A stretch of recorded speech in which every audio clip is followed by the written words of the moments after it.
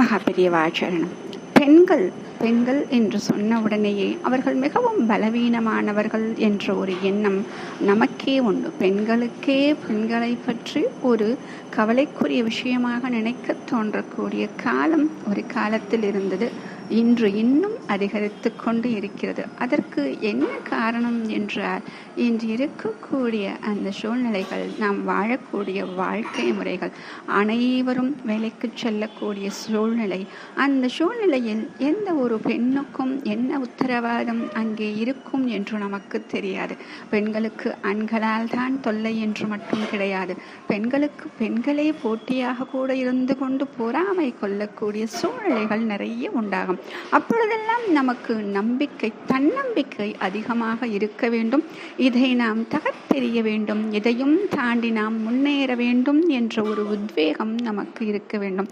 அந்த உத்வேகம் வரணும் அப்படின்னா, ஏதாச்சும் ஒரு விஷயத்தை உங்ககிட்ட சொன்னா தான் அதை மனசுல வச்சுட்டு அந்த உத்வேகத்தை நமக்கு பெற முடியும். ஏன் அப்படின்னா, பெண்கள் அப்படின்னு சொன்னோடனே அனைவரும் சொல்லக்கூடிய ஒரே ஒரு விஷயம் பின்புத்தி, பின்புத்தி. அந்த பின்புத்தி அப்படிங்கிறதுக்கு எவ்வளோ பெரிய அர்த்தம் இருக்கு தெரியுமா? பின்னால் நடக்கக்கூடிய விஷயங்களை யோசித்து முடிவெடுக்கக்கூடியவர்கள்.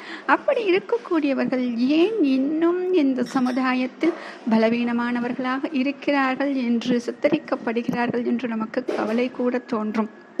பெண் பிள்ளைகள் என்று சொன்ன உடனேயே அங்கு கவலைதான் இருக்கிறதே ஒழிய சந்தோஷம் இருப்பது கிடையாது. இப்பொழுது இன்னும் கொஞ்சம் பயமும் சேர்ந்து இருக்கிறது இப்பொழுது இருக்கக்கூடிய காலகட்டத்தில். அப்படி என்றால் நாம் அந்த தன்னம்பிக்கை கொள்ள வேண்டும் என்றால் ஒரு உத்வேகத்தை உங்களுக்கு கொடுக்க வேண்டும் இல்லையா? அந்த உத்வேகத்தை கொடுப்பதற்கு ஒரு சிறிய நிகழ்வு வாரியார் சுவாமிகள் அழகாக சொல்லுவார். பெண்களுக்கு எப்பொழுதும் தன்னம்பிக்கை இருக்க வேண்டும், அவர்கள் புத்திமான்கள் என்று சொல்வார்கள். எப்படி என்றால் அழகாக ஒரு கதை சொல்லுவார். என்ன என்றால், ஒரு அழகான பெண் இருந்தால் அவளை ஒரு காமகன் ஆசைப்படுகிறான். அப்பொழுது அவள் சொல்கிறாள், எனக்கு என் கணவன் தான் கதி, அவனை தவிர வேறொருவர் ஏறெடுத்து பார்க்க மாட்டேன் என்று சொல்லும் பொழுது அவன் சூழ்ச்சி செய்கிறான். அவன் இருக்கக்கூடியது அரசாங்க பதவியில். அதனால் என்ன செய்கிறான், யாரோ ஒருவர் இறந்த அந்த பிணத்தை கொண்டு வந்து இதை கொன்றவன் இவனுடைய கணவன் தான் என்று அரசனிடம் சொல்லி அவனுடைய கணவனுக்கு மரண தண்டனை வாங்கி கொடுத்து விடுகிறான். அவள் எத்தனையோ அரற்றி பார்க்கிறாள், ஒன்றும் நடக்கவில்லை. இவள் என்ன செய்கிறாள், சரி அரசனிடமே சென்று முறையிடுவோம் என்று ராஜாவிடமும் ராணியிடமும் அழுது புலம்புகிறாள். என்னுடைய கணவன் இந்த தவறை செய்யவே இல்லை என்று. அவர்கள் இருவருக்கும் மனம் இறங்குகிறது. ஆனால் என்ன செய்வது, தீர்ப்பு வழங்கப்பட்டு விட்டதே என்று. சரி, இறைவனின் திருவுள்ளம் என்னவென்று பார்க்கலாம், நாளை திருவுளச்சீட்டு எழுதி பார்ப்போம், அதில் உன்னுடைய கணவன் குற்றவாளி இல்லை என்று வந்தால் அவன் விடுவிக்கப்படுவான் என்று சொல்கிறார்கள். அப்பொழுது அந்த மந்திரி என்ன செய்கிறார், ஏனென்றால் இத்தனைக்கும் காரணமாக இருந்தானே, அவன் என்ன செய்கிறான் என்றால், திருவுளச்சீட்டில் 2 சீட்டு எழுதுவோம் இல்லையா? ஒன்று உண்டு என்று எழுதுவோம், இன்னொன்று இல்லை என்று எழுதுவோம். இவன் என்ன செய்கிறான், ஒன்று குற்றவாளி இன்னொன்று குற்றவாளி இல்லை என்று எழுத வேண்டும் இல்லையா? அதற்கு பதிலாக இவன் 2 சீட்டையும் குற்றவாளி என்று எழுதி விடுகிறான். இவளுக்கு தெரிந்து விடுகிறது. ஏனென்றால் அந்த மந்திரியின் மனைவி இவளுக்கு தோழி. அவள் சொல்லிவிடுகிறாள், இதுதான் நடந்திருக்கிறது, நீ எப்படி என்ன செய்வாயோ உன் கணவனை காப்பாற்றிக்கொள், உன்னுடைய புத்திசாலித்தனத்தால் உன்னுடைய கணவனை காப்பாற்று என்று இறைவனிடம் மன்றாடுகிறாள். இறைவனையே நினைத்து தியானம் செய்கிறாள். அப்படி இருப்பவருக்கு எப்பொழுதும் இறைவன் காப்பாற்றுவானே, அந்த புத்தியில் வந்து உறைந்து அவர்களை காப்பாற்றக்கூடிய சக்தியையும் தருவான் இல்லையா? அதுதான் அடுத்த நாளும் நடக்கிறது. அடுத்த நாள் வருகிறது. அந்த திருவுளச்சீட்டை எடுக்க சொல்லி அரசன் ஒரு சிறு குழந்தையை வரச் சொல்கிறான்.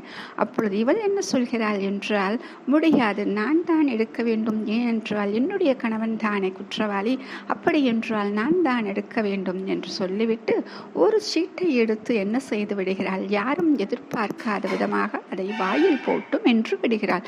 அனைவருக்கும் அதிர்ச்சி. இவள் என்ன எப்படி செய்துவிட்டால், அந்த சீட்டில் என்ன இருக்கிறது என்று நாம் பார்க்கவில்லையே என்று அரசன் பதறி போகிறான். அப்பொழுது அவள் சொல்கிறாள், அரசை இதற்கு பதறுகிறீர்கள்? 2 சீட்டுகள் நீங்கள் எழுதியிருப்பீர்கள், ஒன்றில் குற்றவாளி ஒன்றில் குற்றவாளி இல்லை என்று எழுதியிருப்பீர்கள்.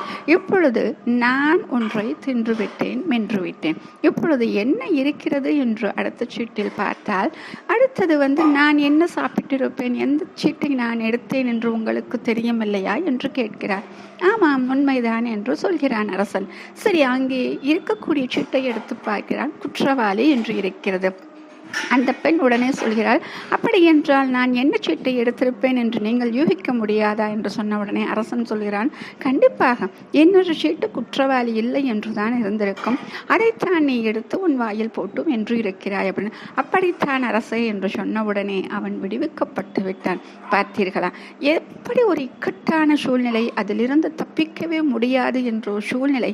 அந்த சூழ்நிலையிலும் அந்த மன உறுதி தன்னம்பிக்கையோடு நாம் நினைக்கும் பொழுது அதற்கும் ஒரு தீர்வை கண்டு நாம் நம் வாழ்வில் வெற்றி பெற முடியும். ஆக பெண்கள் எந்த ஒரு சூழ்நிலையும் தன்னுடைய தன்னம்பிக்கையை இழக்காமல் இதுபோல் இருந்து எதற்கும் ஒரு தீர்வு கண்டு அவர்கள் வாழ்க்கையில் வெற்றி பெற வேண்டும். மகா பெரியவா சரணம்.